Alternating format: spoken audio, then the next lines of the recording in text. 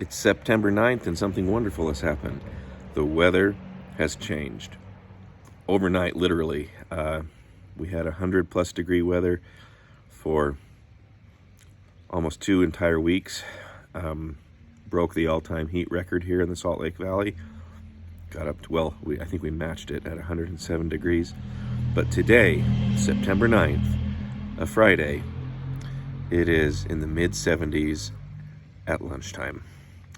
And it's wonderful. So, I'm going to do a couple things here. I am going to quickly go in and feed the bees, make sure that they have enough syrup in their feeders. And to do that, I want to first show you what I have here with me. This yellow stuff. This is my winter syrup. I make this by combining water and sugar in a 1-to-1 ratio by weight. So 1 pound of water to 1 pound of sugar. More simply, that means for every pint of water, a pound of sugar. So this is a gallon jug, and it's 2 quarts of water in there with 4 pounds of sugar. Because that means I've got 4 pints, 4 pounds of sugar, 2 quarts, 4 pounds of sugar. And it gives me about 2/3 of a gallon of syrup.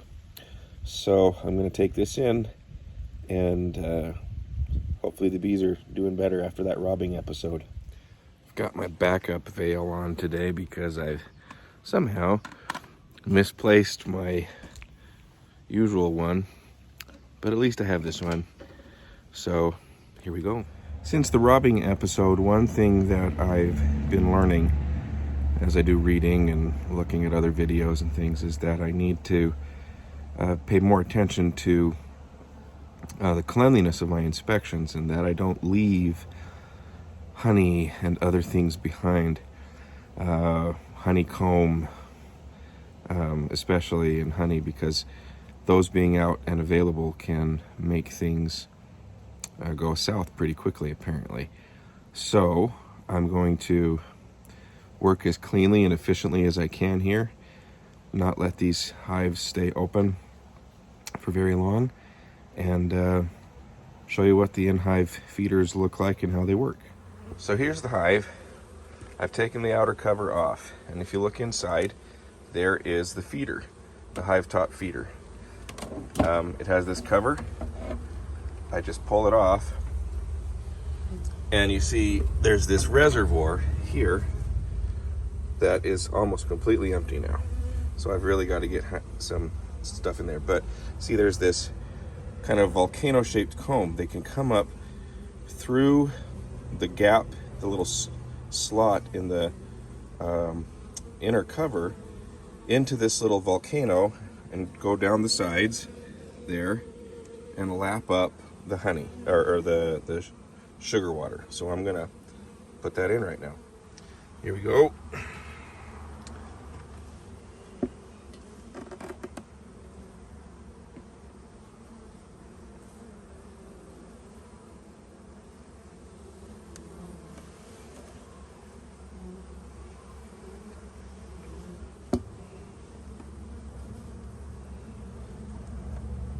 I may need to make some more syrup for the next hive.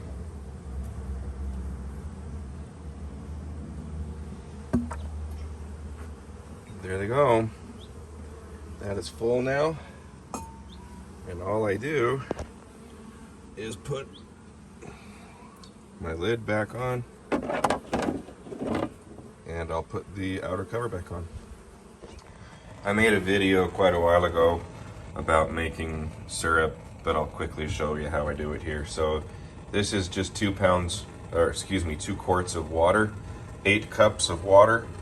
I'm just going to bring it up to a boil. Once it's at a boil, I will turn off the heat, dump the sugar in, and stir it, and then let it cool. The water is at a boil, and now I'm going to just turn off the heat and take my 4 pounds of sugar and dump it in. So a lot of sugar, but this is to help them really store up for the winter. And then I'll just grab a wooden spoon and stir this until the sugar is melted, which doesn't take long. I don't turn the heat back on because I don't want to caramelize the sugar. I just want it to melt, turn into an invert sugar, a simple syrup that the bees can use. And if it's caramelized, then it's got complex chemical crap going on in it that isn't necessarily good for the bees. So you just want it melted. So I won't turn the heat back on. I'll just let this sit now and reduce to room temperature. When it is at room temperature, this is going to go in the second hive.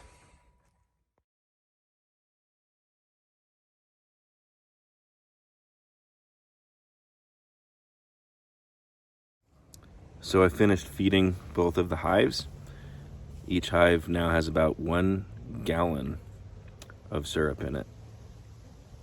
So I'm hoping that they'll both take advantage of that and get some good stores socked away for the winter.